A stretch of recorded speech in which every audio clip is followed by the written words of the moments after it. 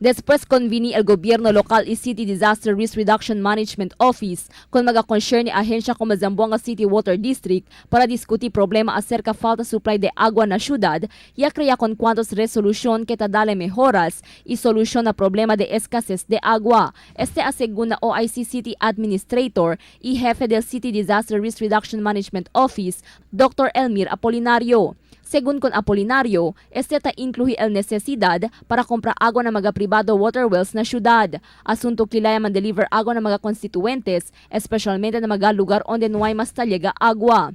Y asistencia con mga siembrador di quien busca la vida ya se le afecta na tiempo de secas. Talinajes para 15 millones de pesos, el tapre para fondo el gobierno local para realizar con este proyecto.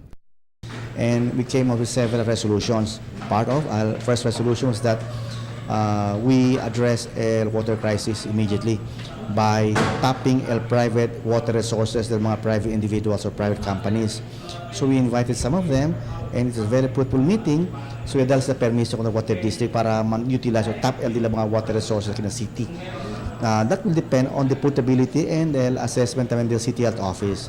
Fuera con este, esperanzado también según extende ayuda a la Oficina de Defensa Civil por medio de rice allocation con mag-afectado siembrador. Según con Apolinario, actualmente puede ser identificar cuántos privado water wells na syudad donde puede sacar agua potable. Él asegura según el gobierno local que safe este toma mga vivientes por medio de la ayuda de la Oficina de Salud.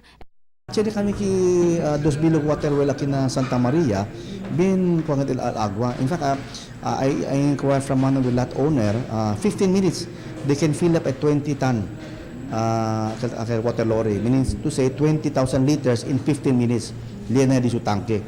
So given that volume and then the number of frequency that water lorry can do, I believe with the help ng otro mga ahensya, we can manage este problema ng pueblo sa Zamboanga. Según con Apolinario, él apela sila na Comelec Central Office por medio de somete un petición para man exempt con di ila proyecto na election ban. El proyecto viene después, mas ya agravaya el water shortage na syudad y mas se aumenta pa el valor de destrozo na sektor de agrikultura. Cristel Almonía, Dateline Zamboanga.